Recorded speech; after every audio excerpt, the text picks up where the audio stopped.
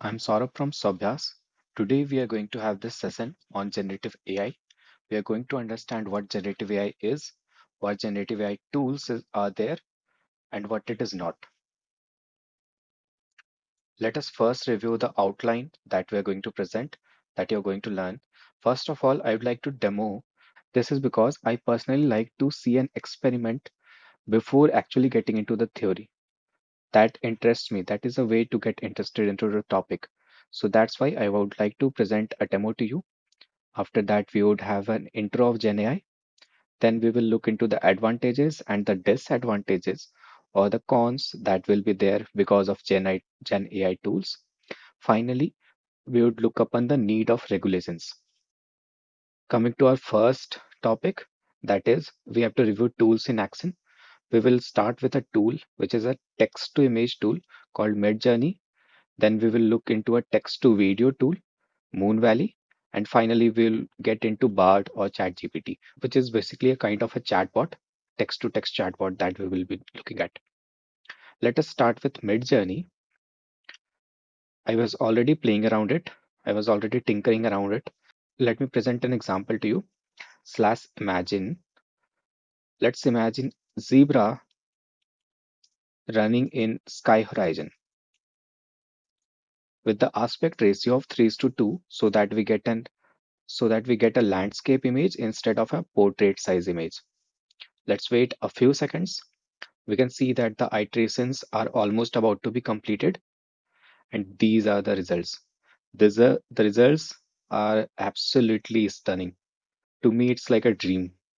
Definitely tinkering around with images in the dream. So this is an example of a text to image tool, Midjourney. Now let me show you something even more crazy, which is a text to video tool. Look at the prompt. This is a prompt, a dreamer dreaming, and this is the video which was generated. Right now, you might think that this is not that good, but just give it 6 months of time and you will see a stunning change into the level of text to video conversion.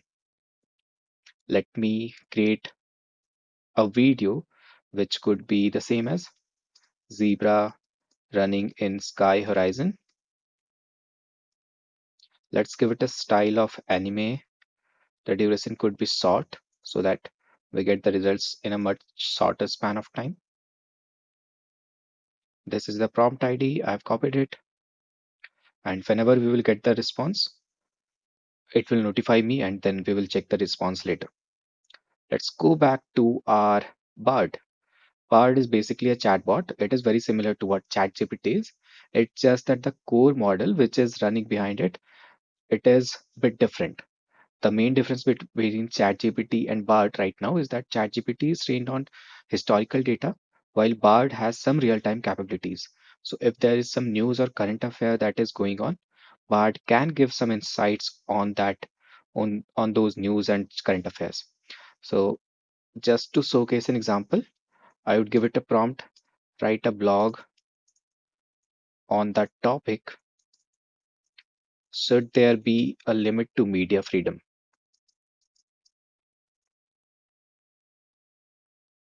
This is really very good. It is able to give me a draft version, which looks very promising. I can even tell it or instruct it to give me facts and figures around this topic. I can also ask for the references of this topic.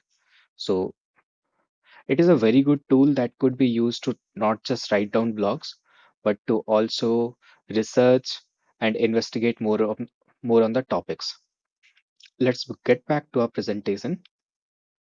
So now we have reviewed some tools and now we have a basic understanding of the capabilities of GenAI tools. Let's get into the introduction. How do we explain what is GenAI? So I would say the GenAI is capability to produce new and unique kind of signals. These signals could be images, these can be videos or audios or even text. The main unique aspect or the main differentiating factor is that normally the GenAI tools are trained on a massive amount of data. Also, the capabilities that they hold, they can produce new and unique examples, which they can produce, for instance, they can produce some images which they have not yet seen.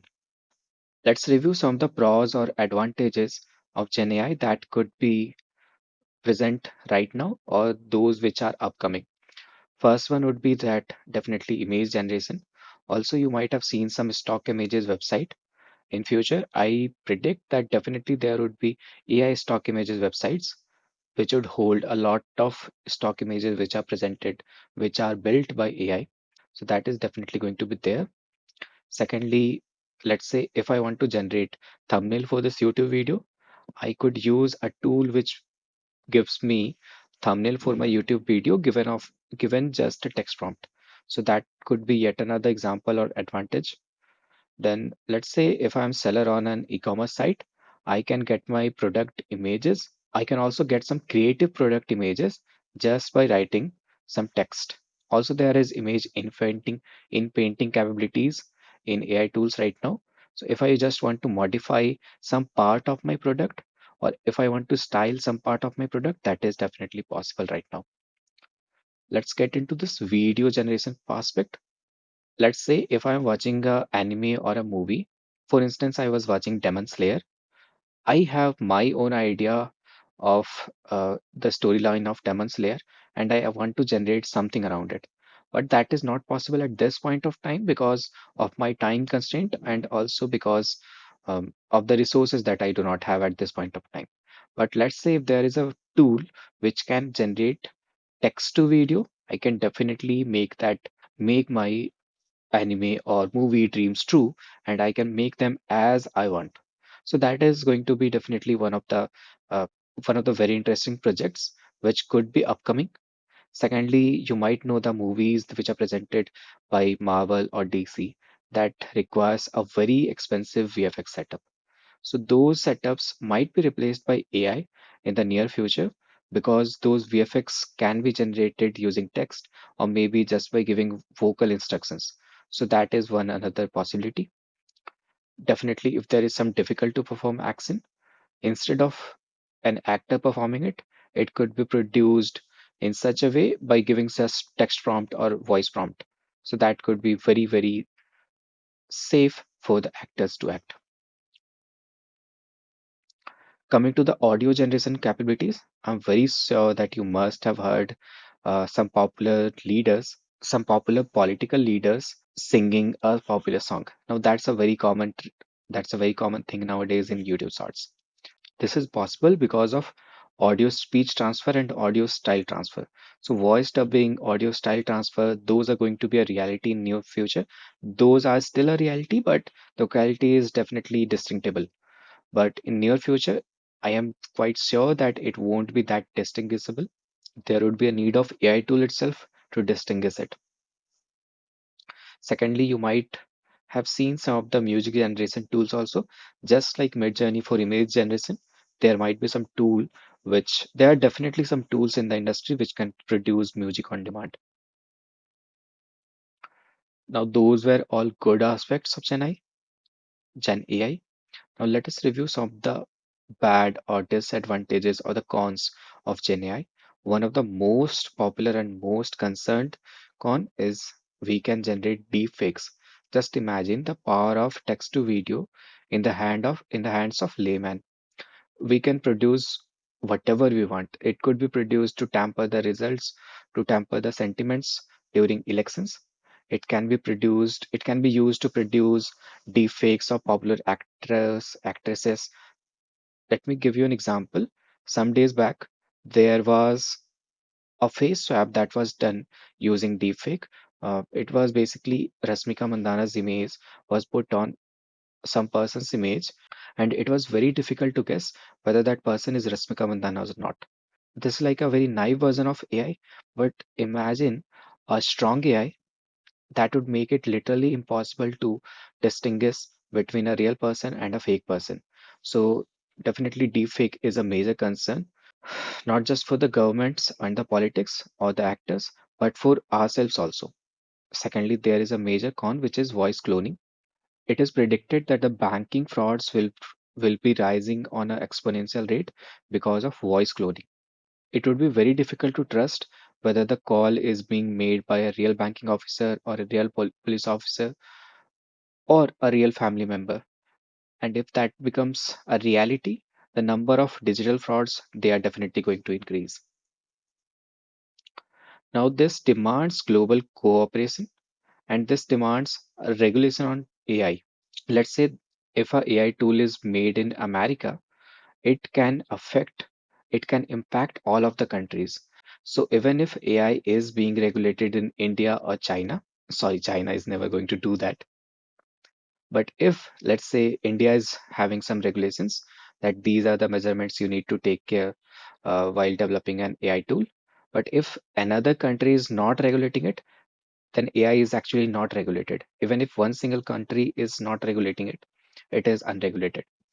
That's why it demands global cooperation. The main thing is that the pros look so promising. I can literally do a task of 1 hour in within a minute by using some of the AI tools. So it looks so good to me. And also, what could be the harm? I'm just giving it some text prompts only. What can go wrong by giving text prompts? That is the thing. We do not realize the massive amount of data that we are giving to the big giants, the big companies.